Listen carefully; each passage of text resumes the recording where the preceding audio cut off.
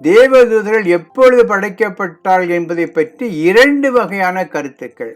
ஒன்று என்னன்னா, 6 நாள் படைப்பில் கடவுள் ஆதியாகம புத்தகத்தில் சொல்லப்பட்ட 6 நாள் படைப்பில் தூதர்கள் படைக்கப்பட்டார்கள் என்று சொல்லக்கூடிய கருத்தும் உண்டு. அதற்கு பிறகு நான் பார்க்கக்கூடிய கருத்து என்ன, இந்த தூதர்கள் எப்பொழுது படைக்கப்பட்டார்கள் என்றால் மனிதனை கடவுள் படைப்பதற்கு முன்பாக படைக்கப்பட்டார்கள். அப்படி என்றால் அந்த 6 நாள் இடைவெளியில் அல்ல, 6 நாள் படைப்புக்கு முன்பாகவே அந்த தூதர்கள் படைக்கப்பட்டதாக கருதுகிறார்கள். ஆண்டவராய் இயேசு கிறிஸ்து நாமத்தில் உங்களுக்கு என்னுடைய அன்பின் வாழ்த்துக்கள். என்னுடைய செய்திகளை கிரமமாக கேட்டு வருகிற உங்களுக்கு என்னுடைய நன்றியை தெரிவித்துக் கொள்கிறேன். இந்த செய்திகள் உங்களுக்கு பிடித்திருக்கும் என்றால், உங்களுடைய ஆவிக்குரிய வாழ்க்கைக்கு பயனுள்ளது என்று நீங்கள் கருதினால் இதை மற்றவர்களுக்கு அறிமுகம் செய்து வையுங்கள். இந்த சேனலை இதுவரைக்கும் சப்ஸ்கிரைப் பண்ணாட்டா சப்ஸ்கிரைப் பண்ணி அருகிலுள்ள பெல் பட்டனை அழுத்தும்படியாக கேட்டுக்கொள்கிறேன். அப்படி செய்யும் பொழுதுதான் நான் அனுப்புகின்ற செய்திகளை பற்றியுள்ள நோட்டிபிகேஷன் உங்களுக்கு வந்து சேரும். இந்த நாளில் நாம் தியானிக்க போகிற தலைப்பு எதுவென்றால் தி டாக்ட்ரின் ஆஃப் ஏஞ்சல்ஸ், தூதர்களை பற்றியுள்ள உபதேசம். தூதர்களை பற்றிய உபதேசம் என்று வரும்போது இதில் பல குறிப்புகளை குறித்து நாம் தியானிக்க வேண்டியது இருக்கிறது. எப்படி என்றால் தி ஆரிஜின் ஆஃப் ஏஞ்சல்ஸ், தூதர்கள் எப்பொழுது படைக்கப்பட்டார்கள், அதனுடைய ஆரம்பம் எங்கே ஆரம்பித்தது, தி நேச்சர் ஆஃப் ஏஞ்சல்ஸ், அவருடைய குணாதிசயங்கள், அவருடைய நேச்சர் என்ன, அவருடைய தோற்றங்கள் என்ன, the appearance of angels, அவர்களுக்கு தேவன் கொடுத்த ஊழியங்கள், the ministry of angels, இறுதி காலத்து அவருடைய எண்டு என்ன, விழுந்து போன தூதர்கள் என்றால் என்ன என்று பல தலைப்புகளில் இனி வரப்போகிற காலங்களில் நாம் கர்த்தருடைய வசனத்தை தியானிக்கலாம். இன்றைக்கு எல்லாவற்றுக்கும் ஆரம்பமாக the origin of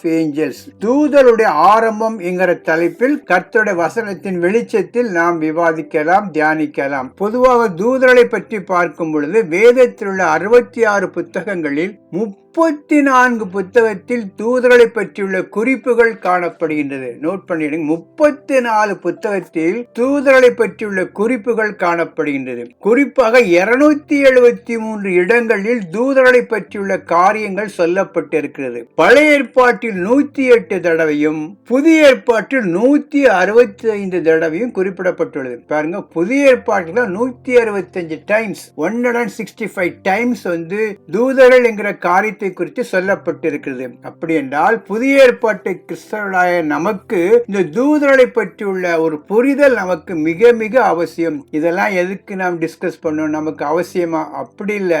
வேதத்தில் எந்த ஒரு கருத்தை குறித்தாவது அதிகமாக முக்கியத்துவம் கொடுத்து குறிப்பிடப்பட்டிருக்கின்றால் அந்த தலைப்பை குறித்து வேதத்தை ஆராய்கின்ற நாம் அதிகமாக தியானிக்க வேண்டும். காரண காரியம் இல்லாமல் எந்த ஒரு தலைப்பையும் குறித்து ஆண்டவர் இவ்வளவு அதிகமான இடங்கள் சொல்லி இருக்க மாட்டார். அப்படி என்றால் இந்த தூதர்கள் பற்றியுள்ள காரியங்கள் நம்முடைய ஆவிக்குரிய வாழ்க்கையில் பின்னி பிணைந்துள்ளது. தூதர்களுக்கும் நமக்குள்ள உறவை பிரிக்க முடியாது. ரட்சிக்கப்பட்ட விசுவாசருடைய வாழ்க்கையில் தூதருடைய பணி மிக மிக முக்கியமானது என்பதை நாம் முதலில் கருத்தில் கொள்ள வேண்டும். அந்த அடிப்படையில் இன்றைக்கு நாம் தூதருடைய ஆரம்பத்தை குறித்து பார்க்கலாம். இனி வரப்போற நாட்களில் பல தலைப்புகளில் தூதர்களை பற்றியுள்ள காரியத்தை நாம் தியானிக்கலாம். பொதுவாக பார்க்கும் பொழுது தூதர்களை பற்றியுள்ள காரியங்கள் இஸ்லாத்திலும் யூத மதத்திலும் கிறிஸ்தவத்திலும் அதிகமாக முக்கியத்துவம் கொடுத்து சொல்லப்பட்டிருக்கிறது. இஸ்லாத்தை பொறுத்த அளவில் அவர்கள் தூதர்களை நம்புகிறார்கள், அவர்கள் ஒளியினால் படைக்கப்பட்டவர்கள் என்று சொல்லப்பட்டிருக்கிறது. அது மாத்திரமல்ல, ஒவ்வொரு மனிதனுக்கும் 2 தூதர்கள் கொடுக்கப்பட்ட அவருடைய பணி என்னவென்றால், ஒரு தூதனுடைய பணி அவன் செய்த நல்ல காரியங்கள் குறிப்பெடுப்பது, இன்னொரு தூதனுடைய பணி என்னவென்றால் அவன் செய்த தீமையான காரியங்களை குறிப்பெடுப்பது. இப்படி தூதர்களை பற்றியுள்ள காரியங்கள் இஸ்லாத்திலும் சொல்லப்பட்டிருக்கிறது. யூதர்களுடைய மதமான பழைய ஏற்பாட்டில் தூதர்களை பற்றியுள்ள காரியங்கள் சொல்லப்பட்டிருக்கிறது. எனவே இந்த தூதர்களை பற்றியுள்ள ஒரு புரிதல் நமக்கு மிக மிக அவசியம். அந்த அடிப்படையில் இப்பொழுது தூதரின் ஆரம்பத்தை பற்றி நாம் சற்று சுருக்கமாக பார்க்கலாம். தூதர்கள் எப்பொழுது படைக்கப்பட்டார்கள் என்பது ஒரு $1 மில்லியன் கொஸ்டின். இதற்கு சரியான விடை வேதத்தில் தெளிவாக கிறிஸ்டல் கிளியராக இந்த காலத்தில் தூதர்கள் படைக்கப்பட்டார்கள் என்று தெளிவான வசன ஆதாரங்கள் கிடையாது. எனவே யூகத்தின் அடிப்படையில் ஒரு சில வார்த்தைகளின் அடிப்படையில் தூதர்கள் இந்த காலத்தில் படைக்கப்பட்டிருப்பார்கள் என்று கருத்து சொல்ல முடியுமே தவிர தெளிவாக உறுதியாக இந்த காலத்தில் தான் தேவதூதர்கள் தேவதூதர் படைக்கப்பட்டாள் என்று நாம் கூற முடியாது. தேவதூதர்கள் எப்பொழுது படைக்கப்பட்டாள் என்பதை பற்றி இரண்டு வகையான கருத்துக்கள். ஒன்று என்னன்னா, 6 நாள் படைப்பில் கடவுள் ஆதியாகம புத்தகத்தில் சொல்லப்படுகிற 6 நாள் படைப்பில் தூதர்கள் படைக்கப்பட்டார்கள் என்று சொல்லக்கூடிய கருத்தும் உண்டு. அதாவது மனிதர்களுக்கு முன்பாக தூதர்கள் படைக்கப்பட்டார்கள்.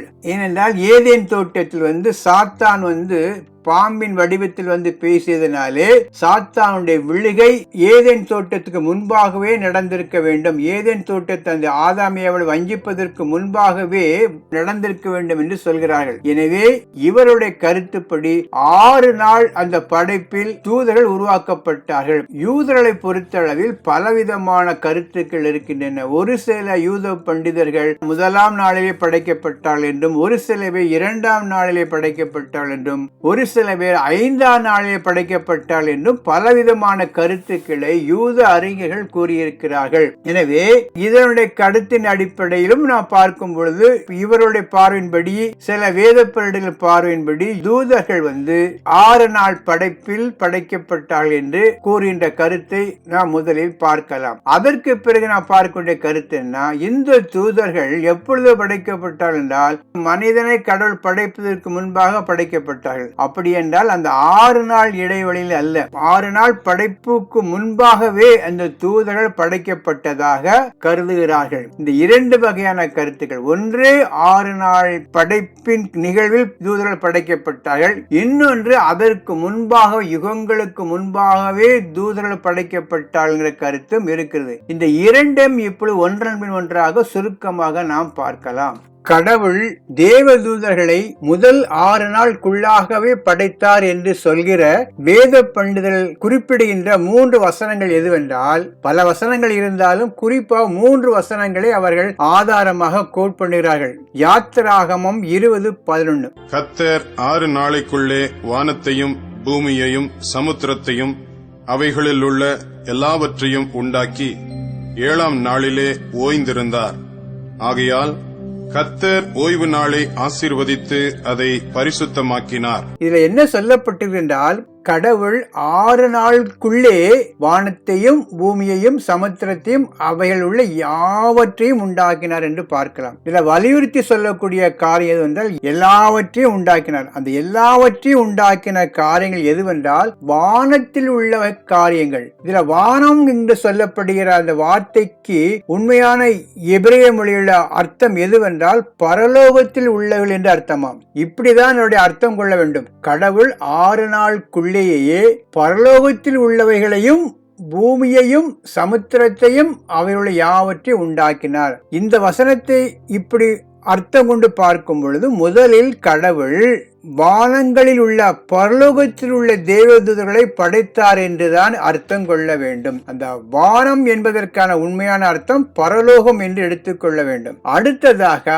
ஆதியாகமம் 1:1 பார்க்கும் பொழுது ஆதியிலே தேவன் வானத்தையும் பூமியையும் படைத்தார் என்று நம்முடைய பவர் மொழிபெயர்ப்பில் பார்க்கலாம். ஆனால் ஆங்கிலத்தில் God created heavens and earth என்று வரும். பரலோகங்கள் வானங்கள் என்று எடுத்துக்கொள்ள வேண்டும். அப்படி என்றால் கடவுள் முதலில் வானத்தில் உள்ள பரலோகத்தில் உள்ளவைகளை படைத்தார். பரலோகத்தில் உள்ளவைகள் யார் என்றால் தேவதூதர்கள். முதலில் கடவுள் பரலோகத்தில் உள்ள தேவதூதர்களை படைத்தார். அதற்கு பிறகுதான் மற்ற காரியங்களை படைத்தார் என்று எடுத்துக்கொள்ள வேண்டும். அப்படி என்றால் இந்த 6 நாள் படைப்பிற்குள்ளாகவே படைக்கப்பட்டவர்கள் தான் தேவதூதர்கள். அந்த யோபு 38வது அதிகாரம் 4 முதல் 7 வரை உள்ள வசனங்கள் இப்படியாக பொருள் கொள்ள வேண்டும் என்று MS வசந்தகுமார் சொல்கிறார். என்னவென்றால் முதலாக படைக்கப்பட்ட தேவதூதர்கள் மனிதனை படைத்து பூமியை கடவுள் அஸ்திபாரப்படுத்தின போது அதை பார்த்து கம்பீரித்தார்கள் என்றுதான் எடுத்துக்கொள்ள வேண்டுமே தவிர இதற்கு வேறொரு அர்த்தத்தை கற்பிக்க கூடாது. எனவே யோபு 38வது அதிகாரம் 4 இப்படிதான் பொருள் கொள்ள வேண்டும். அதாவது கடவுள் முதலில் பரலோகத்தில் உள்ளவைகளை படைத்தார். பரலோகத்தில் உள்ளவைகளை படைக்கும் போது அதனுடைய தேவதூதர்களையும் படைத்தார். அதற்கு பிறகுதான் அவர் மற்ற எல்லாவற்றையும் சிருஷ்டித்தார். இறுதியில் மனிதனை படைத்தார். இதுதான் யாத்திராம புத்தகம் 20வது அதிகாரம் 11:11 நாம் உண்மையாக அர்த்தம் கொள்ள வேண்டும். இந்த கருத்தை ஒரு சில வேத பண்டிதர்கள் நிராகரிக்கிறார்கள். 6 நாள் சிருஷ்டிப்பில் தேவதூதர்கள் படைக்கவில்லை என்பதற்கு அவர் சொல்லுகின்ற ஆர்கியுமெண்ட் எதுனா, 2 முக்கியமான காரியங்களை கவனிக்க வேண்டும் என்று அவர்கள் வலியுறுத்துகிறார்கள். ஒன்று என்னன்னா, இந்த 6 நாள் படைப்பில் தேவன் படைத்தது அனைத்தும் பார்க்கக்கூடிய காரியங்கள். மனிதனில் இருந்து மிருகங்கள், பறவைகள், தண்ணீர், நிலம், நீர், கடல் எல்லாம் பார்க்கக்கூடிய காரியங்களை தான் இந்த 6 நாள் சிருஷ்டிப்பில் தேவன் படைத்தார். பார்க்க கூடாத எதையும் தேவன் படைக்கவில்லை. தேவதூதர்கள் என்று கருதப்படுகிறவர்கள் ஸ்பிரிச்சுவல் பீயிங்ஸ். அவர்கள் கண்ணுக்கு புலப்படாதவர்கள், அவர்களை பார்க்க முடியாது. பார்க்க முடியாத தேவதூதர்களை குறித்து இந்த 6 நாள் சிருஷ்டிப்பில் எங்கும் சொல்லப்படவில்லை. ஏனென்றால் மீட்பின் திட்டத்துல தேவதூதர்களுக்கு ஒரு மிகப்பெரிய பங்கு இருக்குது. ஜெபத்திற்கான பதிலை கொண்டு வருவதும், நமக்கு பாதுகாப்பாக இருப்பதும் போன்ற மிகப்பெரிய பணிகள் எல்லாம் அவருக்கு கொடுக்கப்பட்டிருக்குது. நமக்கென்று ஒரு தேவதூதர்கள் எப்பொழுதும் இருப்பார்கள். அப்படிப்பட்ட மிகப்பெரிய தேவனுடைய மீட்பின் திட்டத்தில் பங்கு வகிக்கக்கூடிய அந்த தேவதூதர்களை குறித்து உண்மையாகவே ஆதியாகமம் 1 அதிகாரத்தில் உலகத்தை படைத்த அந்த காரியத்தில் தேவன் படைத்திருப்பார் என்றால் நிச்சயம் அதை குறித்து பரிசுத்த ஆவியானவர் எழுதி வைத்திருப்பார். ஆனால் அப்படி எந்த ஒரு குறிப்பும் இந்த 6 நாள் படைப்பில் தேவதூதர்களை படைத்தார் என்கிற எந்த குறிப்பும் சொல்லப்படவில்லை. அடுத்ததாக இன்னொரு காரியம் என்னவென்றால், கொலோசியர் 1:16 ஒரு முக்கியமான வசனம். ஏனென்றால் அவருக்குள் சகலமும் சிருஷ்டிக்கப்பட்டது, பரலோகத்தில் உள்ளவைகளும் பூலோகத்தில் உள்ளவைகளும் ஆகிய காணப்படுகிறவைகளும் காணப்படாதவைகளுமான சகல வஸ்துக்களும், சிங்காசனங்களானாலும் கர்த்தத்துவங்களானாலும் துரைத்தனங்களானாலும் அதிகாரங்களானாலும் சகலமும் அவரை கொண்டும் அவருக்கென்றும் சிருஷ்டிக்கப்பட்டது. இதுல பார்க்கும் பொழுது ஒரு சில காரியங்களை சற்று விவரமாக பார்க்க வேண்டும். இது கொஞ்சம் குழப்பமா இருக்கும். ஏனென்றால் இதுல பரலோகத்தில் உள்ளவைகளும் பூலோகத்தில் உள்ளவளுமாகிய காணப்படுகிறவைகளும் காணப்படாதவைகளுமான சகல வஸ்துக்களும், சிங்காசனங்களானாலும் கர்த்தத்துவங்களானாலும் அதிகாரங்களானாலும் சகலமும் அவரை கண்டும் அவருக்குன்னு சிருஷ்டிக்கப்பட்டது என்று ஒரு ஜெனரல் ஸ்டேட்மெண்ட் மாதிரி இருக்கு. ஆனா NLT டிரான்ஸ்லேஷன்ல இது தெளிவா இருக்கும். For through him God created everything in the heavenly realms and on earth. He made the things we can see and the things we can't see, such as thrones, kingdoms, rulers, and authorities in the unseen world. Everything was created through him and for him. இந்த வசனத்துல பார்க்கும் பொழுது the things we cannot see அப்படின்னு போட்டு such as thrones, kingdoms, rulers, authorities in the unseen world. காணக்கூடாத உலகத்தில் காணப்படுகின்ற காரியங்கள் எவைகள் என்றால் அரசாங்கங்கள், கர்த்தத்துவங்கள், ஆளுகைகள், சிங்காசனங்கள், இவைகள் தான் காணக்கூடாத உலகத்தில் காணப்படுகின்ற காரியங்கள். விண்ணுலகம் என்பது காண முடியாத ஒரு காரியம். அந்த காண முடியாத அந்த உலகத்தில், அந்த ஆட்சியில் எவைகள் இருக்கிறது என்றால் அதிகாரங்கள், ஆளுகைகள், இவைகள் தான் இருக்கிறது தவிர தேவதூதர்கள் இல்லை என்று தெளிவாக சொல்லப்படுகிறது. இவைகளைத்தான் தேவன் படைத்தாரை தவிர இந்த காணக்கூடாத உலகத்தில் தேவதூதர்களை படைத்தார் என்கிற காரியம் இந்த இடத்தில் சொல்லப்படவில்லை. காணக்கூடாத உலகத்தில் எது இருக்குது என்றால் such as thrones, kingdoms, rulers, authorities, இவைகள் தான் இந்த காணக்கூடாத உலகத்தில் காணப்படுகிறவைகள். எனவே இதுல தேவதூதர்கள் காணப்படவில்லை. எனவே கொலோசியர் 1:16 அடிப்படையாக கொண்டு சொல்லுகின்ற காரியம் என்னவென்றால், இந்த காணக்கூடாத உலகத்தில் தேவதூதர்களை படைத்தார் என்கிற காரியம் தவறு. அடுத்ததாக ஒரு முக்கியமான குறிப்பு என்னவென்றால், யோபுடைய புத்தகம் 38 அதிகாரம் 4 முதல் 7 வரை உள்ள வசனங்களில் ஒரு முக்கியமான குறிப்பை நாம் பார்க்கலாம். அதாவது கடவுள் இந்த உலகத்தை அஸ்திவாரப்படுத்திய போது 7ஆம் வசனத்தை பார்க்கும் பொழுது தேவபுத்திரர்கள் எல்லாரும் கம்பீரித்தார்கள் என்ற ஒரு வசனம் சொல்லப்பட்டிருக்கிறது. அதாவது கடவுள் உலகத்தை படைத்து எஸ்டாப்ளிஷ் பண்ணின போது அதை பார்த்து தேவதூதர்கள் கம்பீரித்தார்கள் என்கிற வார்த்தை காணப்படுகின்றது. அப்படி என்றால் இந்த தேவதூதர்கள் ஏற்கனவே படைக்கப்பட்டிருப்பார்கள். அவர்கள் இந்த உலகத்தை தேவன் படைத்தவுடன் அதை பார்த்து மகிழ்ந்திருப்பார்கள் என்பதுதான் இந்த இடத்தில் நாம் உண்மையாக கருதக்கூடிய காரியமே தவிர 6 நாள் படைப்பில் முதலாவதாக தேவர்கள் படைக்கப்பட்டு மற்ற உலகத்தில் உள்ள மற்ற காரியங்கள் படைத்த போது தேவர்கள் ஆர்ப்பரித்தார்கள் என்கிற கருத்து சற்று ஏற்றுக்கொள்வதற்கு கடினமாக இருக்கிறது. இறுதியாக ஒரு முக்கியமான குறிப்பு, உண்மையாகவே இந்த தேவதூதர்கள் தூதர்களை முதல் 6 நாளுக்குள்ளாகவே தேவன் படைத்திருப்பார் என்றால், அப்படியே வைத்துக் கொள்வோம், அந்த 6 நாளுக்குள்ளாகவே இந்த தேவதூதர்கள் 1/3 பகுதி தேவதூதர்கள் லூசிபருடைய தலைமையில் தேவனுக்கு விரோதமாக கலகம் செய்து அவர்கள் தள்ளப்பட்டு, அதுல ஒரு சில தேவதூதர்கள் சங்கிலியினால் கட்டி பாதாளத்துக்குள் அடைத்த காரில் எல்லாம் இந்த 6 நாட்களுக்குள் நடந்ததாக எண்ணுவது என்பது சற்று கடினமா இருக்கு. வித்தின் 6 days இதெல்லாம் நடந்த பிறகுதான் அந்த விழுந்து போன தேவதூதன் லூசிபர் சாத்தானாக மாறிவிடுகிறான். அப்படி சாத்தானாக மாறிவிடுகிற அந்த காலத்தில் கடவுள் இந்த ஆளுகையை ஆதாம் ஏவாளுக்கு கொடுத்தபடியினாலே தன்னுடைய ஆளுகையை இழந்த அந்த சாத்தான் ஏதேன் தோட்டத்துக்குள் சென்று பிசாசை வஞ்சித்தது. அப்படி என்றால் இந்த கடவுள் ஆதாம் ஏவாளை படைத்த காலத்திற்கும் அவர்கள் வஞ்சிக்கப்பட்ட காலத்திற்கும் உள்ள இடைவெளி மிஞ்சி போன 7 நாள் இருக்கும். இந்த 7 நாள் இடைவெளிக்குள்ளாகவே இந்த 6 நாள் படைப்பில் மிகப்பெரிய கலவரம் நடந்து எல்லாம் முடிந்து கடவுள் வஞ்சிக்கப்பட்ட தூதர்களை பூமிக்கு தள்ளி அவள் சிறையில் அடைத்த காரியங்கள் எல்லாம் இந்த 6 நாட்களுக்குள் நடந்தது என்று எண்ணுவது சற்று கடினமாக இருக்கிறது. இந்த காரியங்கள் எல்லாம் ஏற்கனவே நடந்து முடிந்து சாத்தானை இந்த உலகத்திற்கு கீழே தள்ளி அதற்கு பிறகு இந்த உலகத்தை படைத்து அதனால் பொறாமைப்பட்டு ஏவாளை சாத்தான் வஞ்சித்ததாகத்தான் எடுத்துக்கொள்ள வேண்டுமே தவிர அதுதான் நம்புவதற்கு ஏதுவாக இருக்கிறது தவிர அந்த 6 நாள் இடைவெளியில் இந்த கலவரங்கள் எல்லாம் நடந்து அவன் சாத்தானாக மாறின காரியத்தை நம்ப முடியவில்லை. எனவே இதனை அடிப்படையாக கொண்டு பார்க்கும் பொழுது தேவதூதர்கள் அந்த 6 நாள் படைப்புக்கு முன்பாகவே படைக்கப்பட்டார்கள் என்பதுதான் நாம் யூகிக்கக்கூடிய காரியமாக இருக்கிறது. இறுதியாக இந்த தேவதூதர்களை கடவுள் எப்பொழுது படைத்தார் என்கிற ஒரு கேள்விக்கு வேதத்தில் சரியான ஒரு பதிலை பெற்றுக்கொள்ள முடியாது.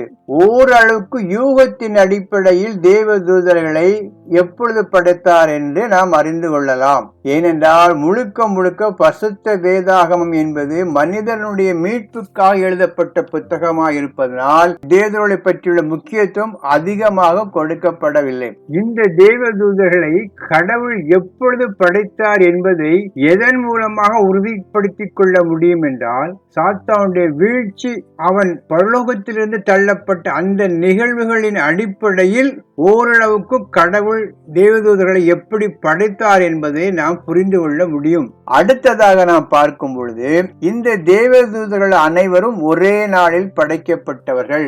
இவர்களில் மெயினா 2 வகை பிரிவுகள் இருப்பதாக நாம் வேதத்தின் மூலமாக அறிந்து கொள்ளலாம். ஒன்று என்னன்னா கேருபீன்கள், இன்னொன்று சேராபீன்கள். இந்த தூதர்களை 2 வகைகளாக பிரிக்கலாம். இதுல இந்த விழுந்து போன விடிவெள்ளி இருக்கிறாங்களா அந்த சாத்தான், அவன் கேருபு வகையை சேர்ந்தவன் என்று எசேக்கியேல் தீர்க்கதரிசன புத்தகம் 28வது அதிகாரம் 13, 14 போன்ற வசனங்களை படித்தால் தெரியும். நீ தேவனுடைய தோட்டமாகிய ஏதேனில் இருந்தவன். பத்மராகம், புஷ்பராகம், வைரம், படிக பச்சை, கோமேதகம், யஸ்பி, இந்திர நீலம், மரகதம், மாணிக்கம் முதலான சகலவித ரத்தனங்களும் பொன்னும் உன்னை மூடிக்கொண்டிருக்கிறது. நீ சிருஷ்டிக்கப்பட்ட நாளில் உன் மேள வாத்தியங்களும் உன் நாகஸ்வரங்களும் உன்னிடத்தில் ஆயத்தப்பட்டிருந்தது. நீ காப்பாற்றுகிறதற்காக அபிஷேகம் பண்ணப்பட்ட கேரு. தேவனுடைய பரிசுத்த பர்வதத்தில் உன்னை வைத்தேன். அக்கினிமயமான கற்களின் நடுவே உலாவினாய். அடுத்ததாக ஏசாயா 14:12 ஒரு வசனத்தை பார்க்கலாம். அதிகாலையின் மகனாகிய விடிவெள்ளியே, நீ வானத்திலிருந்து விழுந்தாயே. ஜாதிகளை ஈனப்படுத்தினவனே, நீ தரையிலே விழ வெட்டப்பட்டாயே. இதுலதான் சொல்லப்பட்டிருக்கு, அதிகாலையின் மகனாகிய விடிவெள்ளியே, நீ வானத்தில் இருந்து வீழ்ந்தாயே. இவனுடைய வீழ்ச்சியை பற்றி இங்க சொல்லப்பட்டிருக்கு. இவன் வானத்திலிருந்து தள்ளப்பட்டவன். முதல்ல இந்த தேவதூதன் வானத்திலிருந்து தள்ளப்பட்டு அவன் சாத்தானாக பிசாசாக மாறிவிட்டான். இதுல பாத்தீங்கன்னா அந்த விடிவெள்ளி என்கிற வார்த்தைக்கு ஆங்கிலத்துல மார்னிங் ஸ்டார் என்று சொல்லப்பட்டிருக்கும். சில மொழிபெயர்ப்புகளை லூசிபர் என்று சொல்லப்பட்டிருக்கும். இந்த லூசிபர் என்கிற வார்த்தை எங்கிருந்து வருகிறது என்றால், விடிவெள்ளிங்கிற பெயரை லத்தீன் மொழியில மொழிபெயர்க்கும் பொழுது அதை மொழிபெயர்த்த வல்கேஜ் என்பவர் அந்த விடிவெள்ளிக்கு ஏற்ற ஒரு வார்த்தை எதுவென்றால் லத்தீன் மொழியில லூசிபர். எனவே அந்த விடிவெள்ளி என்பதற்கு பதிலாக லூசிபர் என்கிற வார்த்தை பயன்படுத்தினார். பின்பு அந்த வார்த்தை ஆங்கில வார்த்தையாக மாறிவிட்டது. எனவே லூசிபர் என்கிற வார்த்தை லத்தீன் வார்த்தை. இப்படியாக இருக்கும் பொழுது இதனுடைய அடிப்படையில் பார்க்கும் பொழுது இவன் இந்த விடிவெள்ளி வானத்திலிருந்து தள்ளப்பட்டு பிசாசாக மாறினான். ரெண்டு வசனங்களை பார்க்கும் பொழுது ஒரு சில காரியங்களை நாம் புரிந்து கொள்ளலாம். இவன் படைக்கப்பட்டவன், சிருஷ்டிக்கப்பட்டவன், சிருஷ்டிக்கப்பட்ட நாளிலேங்கிற வார்த்தை காணப்படும். இவன் ஏதேன் தோட்டத்தில் இருந்தவன், தேவ சமூகத்தில் இருந்தவன். இந்த விழுந்து போன அந்த விடிவெள்ளி தேவனுடைய தோட்டமாகிய ஏதேனில் இருந்தவன், தேவ சமூகத்தில் இருந்தவன், தேவனோடு ஆராதித்துக் கொண்டிருந்தவன் என்று இவனை குறித்து பல காரியங்கள் இந்த எசேக்கியேல் தீர்க்கதரிசன புத்தகம் 28வது அதிகாரத்தில் சொல்லப்பட்டிருக்குது. அப்படி என்றால் அந்த அளவுக்கு தேவ சமூகத்தில் வாழ்ந்த, தேவனை ஆராதித்த, தேவனுடைய பணியை செய்து கொண்டிருந்த அந்த ஒரு விடிவெள்ளி தன்னோடு பெருமை அடைந்து நான் உயருவேன், தேவனுக்கு ஒப்பாவேன் என்று சொல்லி தன்னை குறித்த 5 மிகப்பெரிய ஒரு கற்பனைகளை எண்ணிக்கொண்டு தேவனுக்கு விரோதமாக மனதில் சிந்தித்தபடியினால் அவனையும் அவனோடு இருந்த 1/3 பங்கு தேவதூதர்களையும் கடவுள் விண்ணிலிருந்து இந்த பூமிக்கு தள்ளிவிட்டார். இந்த சம்பவங்கள் எப்பொழுது நடந்ததென்றால் 6 நாள் படைப்பிற்கு முன்பாகவே இதெல்லாம் நடந்திருக்க வேண்டும் என்பதுதான் சாதாரணமாக நாம் அறிந்து கொள்ளக்கூடிய காரியம். இந்த இவ்வளவு பெரிய நிகழ்வு, தேவனை ஆராதித்து மகிழ்ந்த அந்த சாத்தான் கலகம் செய்து பூமியில் தள்ளப்பட்ட நிகழ்வு என்பது 6 நாள் படைப்பின் கால இடைவெளியில் வந்ததாக நாம் கருதி கொள்ள முடியாது. அதனுடைய அடிப்படையில் பார்க்கும் பொழுது இந்த தேவதூதர்கள் கடவுள் இந்த உலகத்தை படைப்பதற்கு முன்பாகவே உருவாக்கினார் என்று அறிந்து கொள்ளலாம். இதை பற்றி இன்னொரு மாற்று கருத்தும் உண்டு. டேக்ஸ் போன்ற மிகப்பெரிய வேத பண்டிதர்கள் சொல்கின்ற கருத்து என்னவென்றால், முதலில் ஆதியாகமம் 1:1 பார்க்கும்போது கடவுள் வானத்தையும் பூமியும் உருவாக்கினார் என்று பார்க்கிறோம். அடுத்த வசனத்துல பூமி ஒழுங்கின்மையும் வெறுமையுமா இருந்தது என்று பார்க்கலாம். இந்த 1ஆம் வசனத்துக்கும் 2ஆம் வசனத்துக்கு இடையில் மிகப்பெரிய காலவெளி இருப்பதாக அவர்கள் கருதுகிறார்கள். அவருடைய கூற்றுப்படி பார்த்தால் முதலில் அந்த படைக்கப்பட்ட தேவதூதர்கள் கடவுளுக்கு விரோதமாக கலகம் செய்த போது அவர்களை பூமியில் தள்ளிவிட்டபடியினாலே இந்த பூமியை கடவுள் சபித்து இந்த பூமி இருளாக மாறிவிட்டது. அதற்கு பிறகு எத்தனையோ டேட்லெஸ் பீரியட், காலங்களை அளவிட முடியாத அந்த பீரியடுக்கு பிறகு தேவன் இந்த உலகத்தை சீரமைத்தார் என்றுதான் அந்த 3ஆம் வசனத்திலிருந்து நான் கற்றுக்கொள்ளக்கூடிய காரியமா இருக்கிறது என்று சொல்கிறார்கள். அது ஏற்றுக்கொள்ளலாமா, ஏற்றுக்கொள்ளக்கூடியதா இல்லையா என்பதை பற்றி பின்னொரு தலைப்பில் பார்க்கலாம். ஆனால் நாம் அறிந்து கொள்ளக்கூடிய காரியம், இந்த தேவதூதர்கள் மனிதனுக்கு முன்பாக படைக்கப்பட்டவர்கள், 6 நாள் படைப்புக்கு முன்பாகவே படைக்கப்பட்டவர்கள். ஆனால் எந்த காலம் என்பதை உறுதியாக நாம் எடுத்து சொல்ல முடியாது. இதுதான் அந்த தேவதூதர்கள் எப்பொழுது படைக்கப்பட்டால் என்பதை பற்றியுள்ள சத்தியம். இதனை நீங்கள் நன்கு ஆராய்ந்து பார்த்து நீங்கள் சத்தியத்தை அறிந்து கொள்ளலாம். இந்த செய்தி உங்களுக்கு பிடித்திருக்கும் என்றால் லைக் கொடுங்க. இதை பற்றி உங்களுடைய விமர்சனங்களை யூடியூபில் பதிவிட்டால் நலமா இருக்கும். கர்த்தர் உங்களை ஆசீர்வதிப்பாராக. ஆமென்.